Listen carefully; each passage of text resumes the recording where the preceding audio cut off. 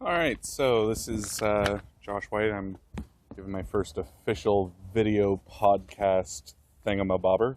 And figured I'd start out with some news headlines. Al Jazeera today talking, the leader of Iran, the Ayatollah, has stated that the United States is wrong about Syria and it is certain they will suffer, just like in Iraq and Afghanistan. He said this while talking to what is called the Assembly of Experts. Apparently, they're the body that supervises whatever the Ayatollah does. The leader of the military in Iran has also stated that they will support Syria to the end. This is important news because it really does give concrete evidence as to what we're doing in Iran, well, what we're doing in Syria, and why we're there, which would be to piss off Iran. It's really important that we recognize that this all boils down to destabilizing a country that we've been at odds with ever since we overthrew their government in 1953 and set up the Shah. In other news, in the Telegraph, apparently Mexico City is looking at legalizing marijuana smoking clubs and making it legal for residents to grow 3 plants per person. Currently, it is only legal to carry small amounts of marijuana, and the sale and growing of the plant is currently illegal. This is also important news because, well, it just is. The more the world matures, the more we see these laws about what plants we can and can't have on our persons fall to the wayside, and the public begins to realize that I don't need you in my wallet, I don't need you in my bank, and I sure as hell don't need you in my garden. The last bit of news I have today is actually kind of a bit of entertainment. A Swedish reporter on Obama's most recent visit to Sweden asked the president if having a Nobel Peace Prize was a bit of a hindrance when it comes to talking about bombing Syria. We all remember President Obama got elected and pretty much immediately won the Nobel Peace Prize for not doing anything. Interestingly enough, Obama's response was, when it comes to chemical attacks like those in Syria, the only moral thing to do is not to do nothing. Which, besides being an awkward sentence, is a little bit hypocritical considering that American police forces consistently use chemical warfare against their own people. Whether it's pepper spray, tear gas, what have you, simply for protesting, they'll spray you in the face. There was a Marine during Occupy Oakland who got hit in the head with a tear gas canister and it nearly killed him. And yet we feel that we can bomb other countries because they do what we do.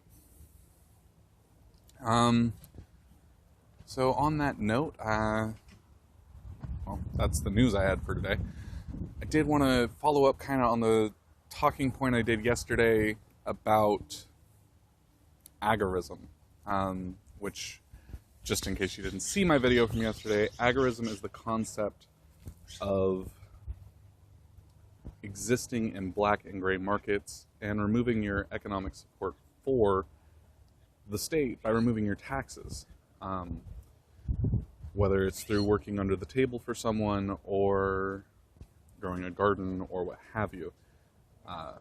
It's really an important concept to any freedom movement because it gives you the ability to opt out, to say, I don't support what you're doing and theft is wrong, so you don't get to steal from me anymore. It's also important to realize that this doesn't have to just exist with drugs or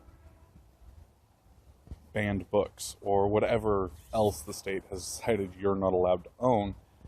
It can exist with your garden.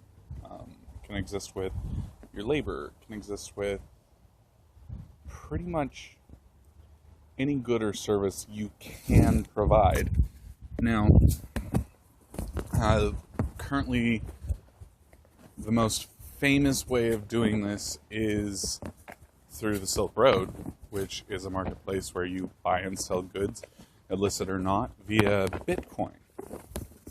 I do highly recommend you go ahead and head over to torproject.org, I believe, and download the Tor router and check out the Silk Road. When I get home tonight after work, I will go ahead and post the link to the Silk Road in the comments to this video so that you can check it out. I'll also post the link to Bitcoin and do a few different wallet services so you can check those out as well. But Bitcoin is not the only way you can do this. There are barter networks all over the place. I believe there's one here in the Willamette Valley. I don't know what it's called right off my head. I'll have to look that up. But even just on Craigslist, you can put something you're good at, whether it's web design or video editing or I grow gardens or whatever, and say, I want to trade. I will do this for you if you provide me with X.